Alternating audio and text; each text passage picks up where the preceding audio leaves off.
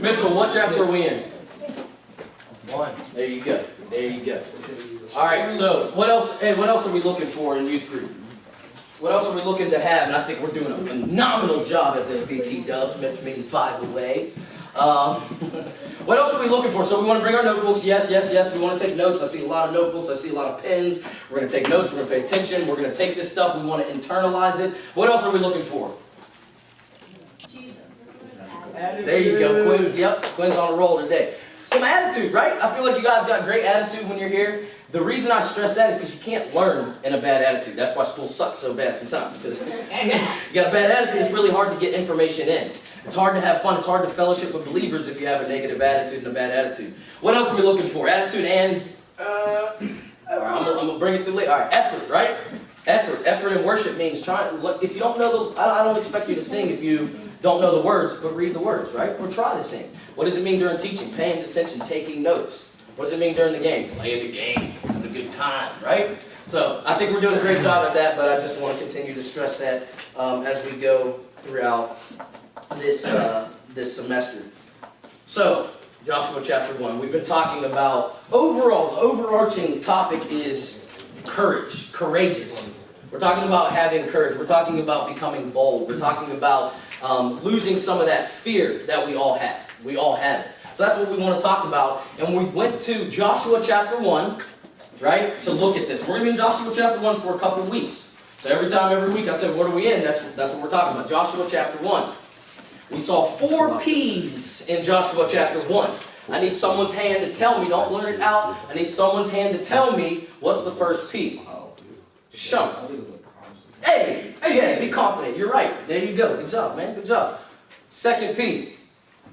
Sean. Protection. And boy, yeah, protection. So we talked about the promise. The promise that we looked at last week was that you are unstoppable if you are committed to the mission of making disciples. If you're committed to becoming a leader for God and going out and making disciples for Him, you become unstoppable. So that's a great reason to have courage. That's a great reason to be fearless. We're going to talk about fear today. I'm excited. Straight on. Second one was protection. We're going to talk about that a little bit today. Third one. This one might be a little harder. Man, Sean is... Come on, Sean, let me hear it. Question. Put it on. It's okay if we don't know this one just because we haven't talked about it yet, but I'm going to give it to the other Sean. Presents. Come on, my band member. You know this. All right, the fourth one. Cooper. Wait, 4? Yep, the last one. Principal. Boy, yes sir. Boy. Hey, how about Egan brought his notebook. Cooper brought his notebook.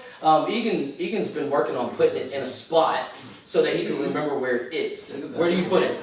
In my bag. Boom. Yes. And then I'm gonna come. This is where I was really trying to get to. What Quinn just said is, who's all got a phone? I have a phone. All right. So after this teaching, I want you to whip that phone out, set a reminder in your phone on Wednesday, and let's see, whatever time you come here. Say bring notebook. That's what I do. Like I forget everything, but I set reminders. I really do. Haley, don't you do that?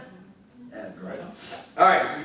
So no more talking. Let's get straight into it. Joshua chapter 1. If you have Joshua chapter 1, go ahead and say amen. Amen.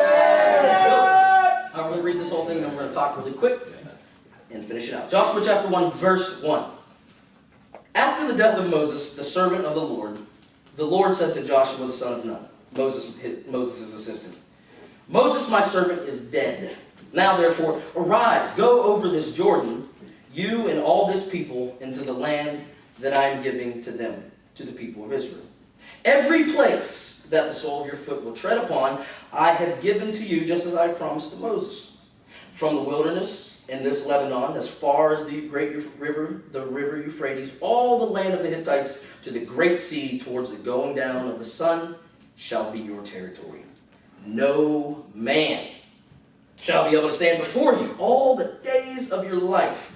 Just as I was with Moses, so I will be with you. That's a very important phrase right there. I will not leave you and I will not forsake you, says God. Verse 6. Be strong and courageous. Everybody say, be strong. Be strong. And courageous. Courageous. Be strong and courageous, for... Now, if you had your Bible, I would tell you, because I want you guys to start bringing your Bible as well. If you don't have one, talk to me. Which I'm going to call it. Whose birthday is it? Not Murray. Mitchell! Forgot your present, man. I forgot to give it to you. Pass that to Mitchell. That's his present. Yeah. Happy birthday. I wasn't here for it. I wasn't here for happy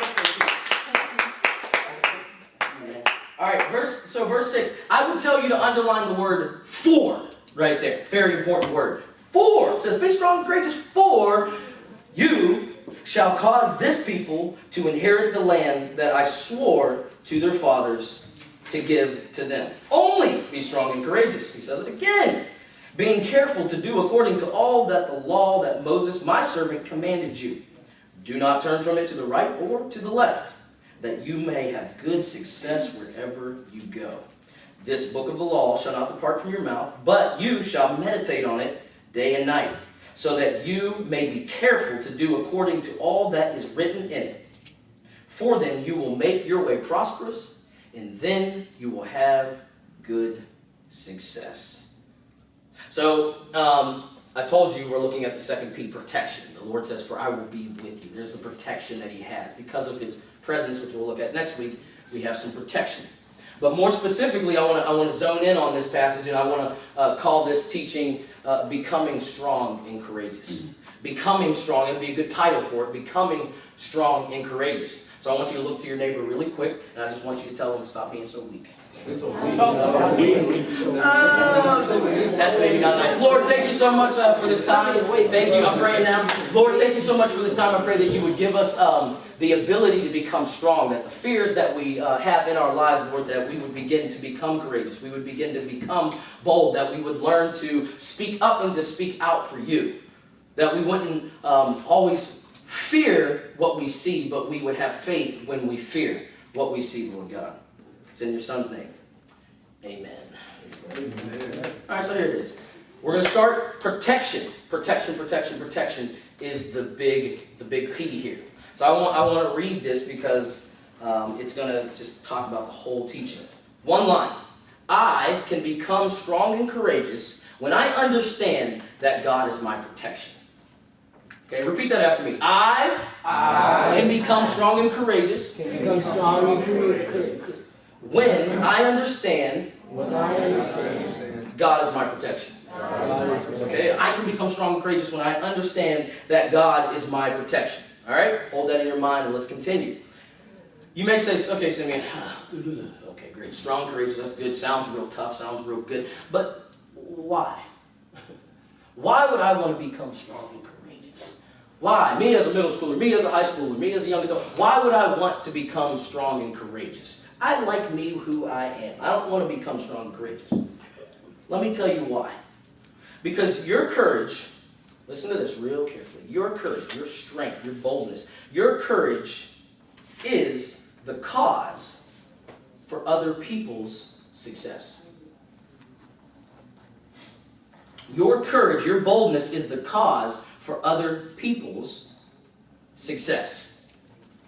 See, our vision for us in this youth group we talked about last week is I want you guys to become leaders. I want you to take ownership. I want you to become leaders, people that are looking after other people. One of the key things to being a leader is I want not myself to win, but I want Jacob to win in everything that he does. I want Sean to win. I wouldn't trust a leader if they're looking after themselves. So if we're going to become leaders, the greatest thing, courage helps us to begin to help other people succeed in life. You may think I'm just whipping it out of nowhere, but look back at that word for. So look at the passage again. He says, no man shall be able to stand before you all the days of your life. Just as I was with Moses, I will be with you. He says, I will not leave you or forsake you. Be strong and courageous. Everybody say, be strong and courageous. Be strong and courageous. But here it is, for. So he says, be strong, be courageous. For. What does the word for mean here?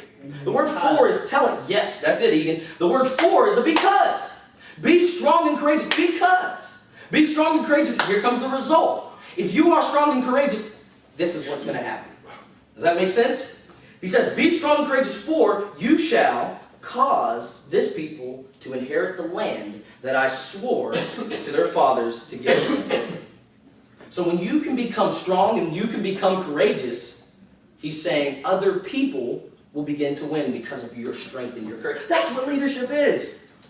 See, leadership is so hard because I'm the only one that's got to do it.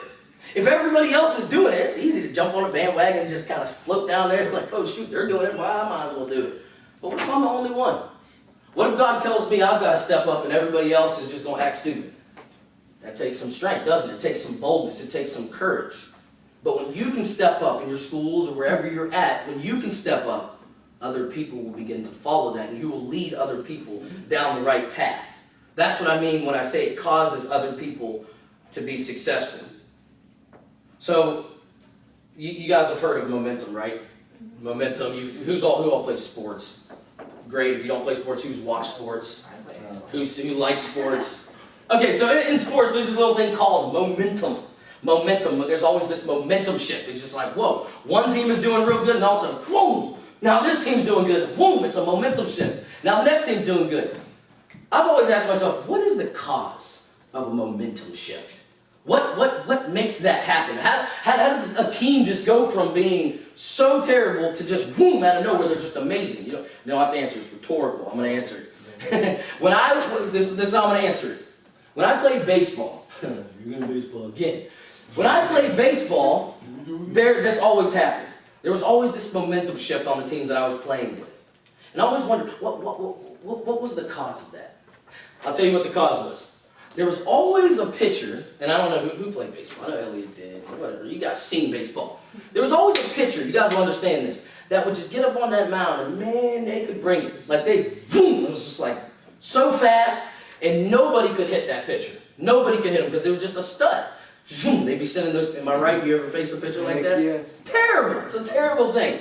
In baseball, when that happens to you, it's like this in all sports, but in baseball, that makes you as a hitter shake. I mean, it makes you shake. Like you're standing up there like, why do I gotta face this dude right now? Everybody else in front of me just struck out. Everybody else failed. Everybody else is just looking stupid. And especially when that person throwing real hard hits somebody, oh no, I ain't trying to do that. Like I'm not trying to go face this person. But this is what always happened, is that person would just boom, striking everybody out. No one can hit them. And sometimes I'd strike out, but sometimes I would have to get up there and I would have to look at that pitcher in the eye. And I would just have to be like, look, if I hit you. Like it don't matter how hard you're throwing, it doesn't matter who you are. What I'm trying to do is I'm trying to create strength in myself. Because I'm scared. I'm scared of this dude so bad. I'm like, God, I don't want to face this dude. Got those knots in the stomach. It's just a terrible feeling. But I've got to be able to get past that fear. And I've got to look him right in the eye and I've got to say, I'm ready to hit. And when that would happen, that wasn't a momentum shift yet. But if I was a hitter and I was able to get a hit off of that guy, and Elliot will tell you this is true. When I was able to get a hit off of this guy that was striking everybody out, what do you think the bench did? Everybody on the bench. Oh, I mean, this dude's not impossible. Or it's like that person, if you're playing basketball, they're always dunking on everybody and they get, you know what I mean? They get, you know what I'm saying? They get packed, yeah. You know what I'm saying? Football, the great quarterback that's dropping back, boom, throwing those touchdowns, he gets picked off. A momentum shift just happens. Because there's a player in the game that said, look, I'm not going to worry about the fear that I feel, but I'm going to face this on. And I'm going to take it on and I'm going to get a hit. I'm going to do it. And so that's what always caused a momentum shift in baseball and in football and in basketball. And ultimately it causes a momentum shift in life. Is when you're able to see, okay, there is fear. I'm getting dominated at school. I always say this, I don't want to talk to this person. I don't feel like being a Christian. I don't know exactly how to do this. Oh God, I just either want to give in or I just want to quit. When I can say, you know what? Nah, I'm going to face this on. I'm going to take it on with boldness. You know what ends up happening? The bench that's watching you, because you guys don't understand, people are watching you. The people that are watching you start to see that. Like, oh, whoa, that's kind of crazy. This person just went for it. Because we're feeling that fear that he's feeling and she's feeling. But they stepped up. And they went after it. That's what I mean when I say we need to be strong and courageous because it causes other people's success. When you can step up and say, I'm scared, but I'm going for it anyways, other people see it and they're just like, we got to do it too. Does that make sense? So I want us to become strong and courageous, and that's the reason. If you can't do it for yourself, do it for your sister, do it for your brother, do it for your cousin, do it for whoever's watching you, do it for your classmate, do it for your teammate. Be strong and be courageous. So, last thing here, because that's why we need to become strong and courageous, because it's going to lead to other people's success. But what are those things that keep us from being strong and courageous? Rhetorical again. What is the thing that keeps us from being strong and being courageous? Because it's real easy. It sounds real good. It's like, yeah, I can do that. Let's go. Let's leave this room and go be tough in the school. But then tomorrow. Tomorrow comes. You're like, oh, shoot. Man, that sounded good in the story, but this is real life now.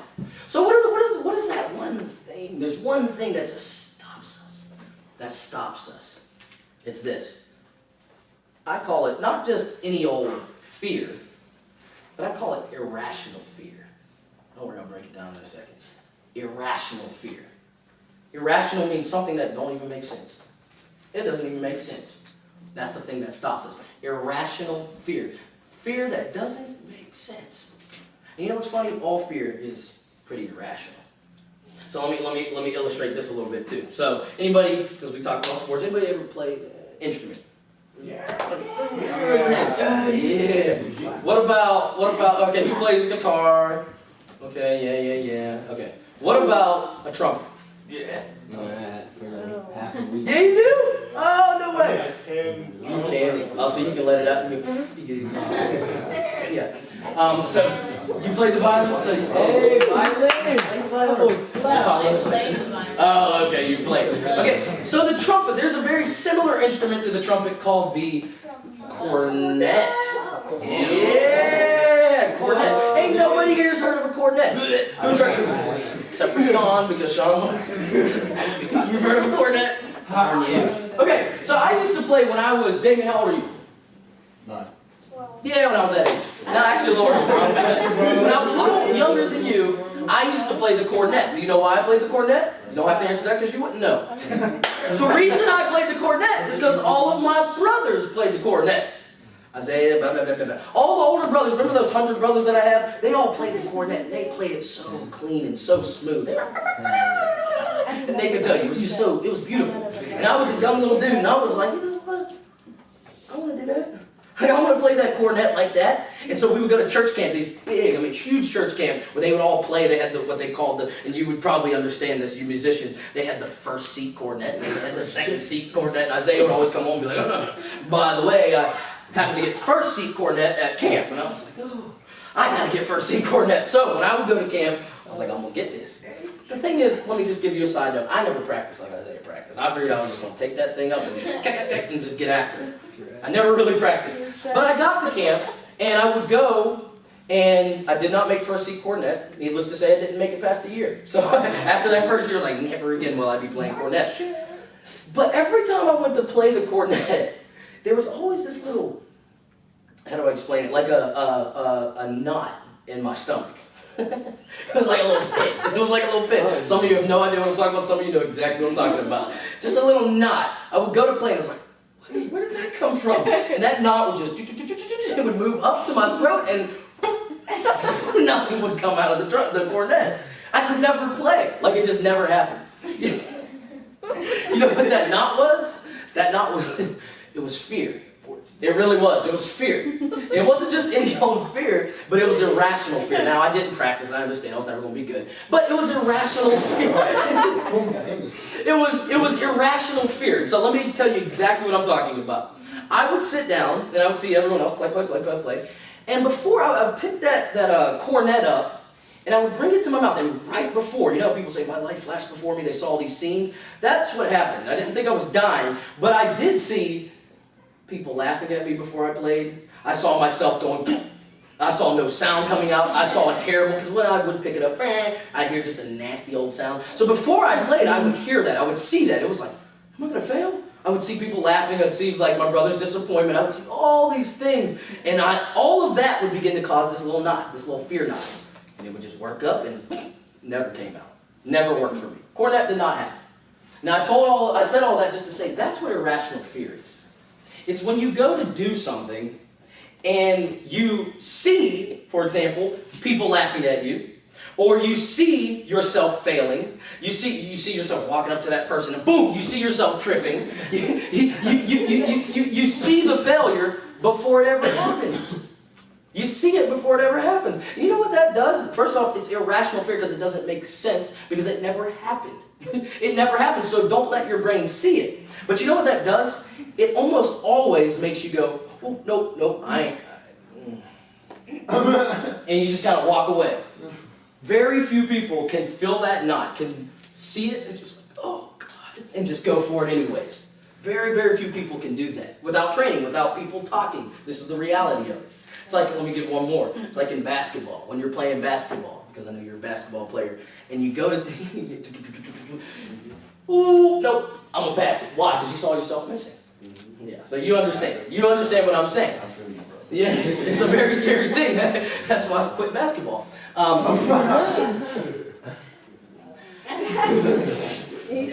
Street ball, that's about all I got. Defense. But yeah, that's irrational fear. That's it right there. It's when you see it, you see yourself failing, when in all reality, you could have succeeded. When in all reality, you never really failed. That's irrational fear. That's the one thing that keeps us from being bold, from being strong, and being courageous. Okay? So with all that being said, I'm ending there, but I want us to go back quickly to the application. I want us to go back to the application, and let me give you our 3 points real quick. I said I want you guys to begin to take on service and ownership, remember? I want you, as leaders, I want you to begin to serve. I want you to take ownership. The second thing is I want us to be more vulnerable. I want us to become more vulnerable. I'm at our high lows. Now, in the big group, maybe not, but we're going to start to break out in smaller groups. I want us to do that. And then the third one is I want us to begin to learn to invite people to church. Oh, good to see you back, Sean. I want us to learn to do that. I want us to be bold enough to begin to invite people to a place that's safe, loving, kind, and uplifting. Okay, those are all 3 things that are, ooh, I don't know, man. That's kind of tough. That's tough.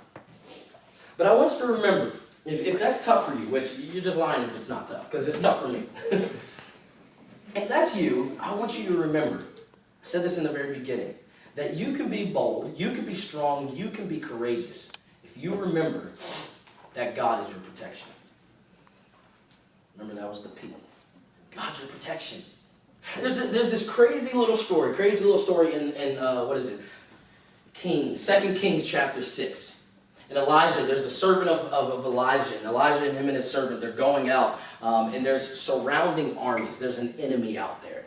That Elijah's servant, him and Elijah are the ones facing this army. They're not going to actually go face them, but they're there, and there's all the bad people, thousands of bad people. Elijah's servant's like, yo, are you seeing what I'm seeing? You see all these enemies? We're about to be, we're done. There ain't no, well, we're in trouble. Elijah says, well, we're not in trouble, dude. Remember, there's only 2 of them. He says, we're not in trouble. He says, because, listen to this.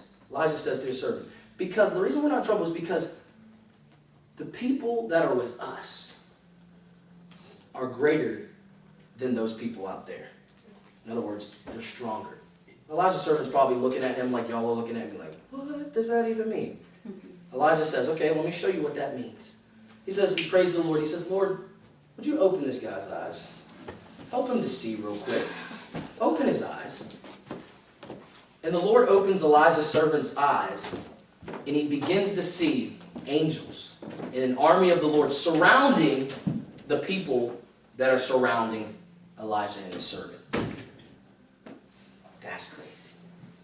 That's crazy. In other words, the whole time, because Elijah was a man of God, the whole time there was a great army with him. People couldn't see it, but there was power with him. He says, look, because God's our protection, because he's here, that army can't affect us. No man shall be able to stand before you. Remember, that's what it says in the passage. No one can touch you. That's a promise, guys. That's a promise to us. So if those 3 things are hard for you, they're a challenge, they're a bit tough, they're a bit of a struggle, just remember, when you see that fear out there, that irrational fear, just remember, the one who's with you is greater than those people that you see out there. Lord, thank you so much as the worship team comes up. Thank you so much for being that for us, for being greater, for being stronger, for being powerful. Lord, We want to acknowledge that we feel feared. We feel fear, Lord, but we want to acknowledge that you are stronger than that. We want to acknowledge that you are with us, and we know that you have that power that's surrounding us, Lord. You are our protection. So we pray, Lord, that you would open our eyes. You begin to help us to cast out the fear. You begin to help us to lean on each other when we fear. When we have those bad days, Lord, I pray that you would help us. You would whisper in our ear saying, look, I'm greater. I'm stronger. I'm better. So to press into that. To press into the fear. Press into it. Be strong.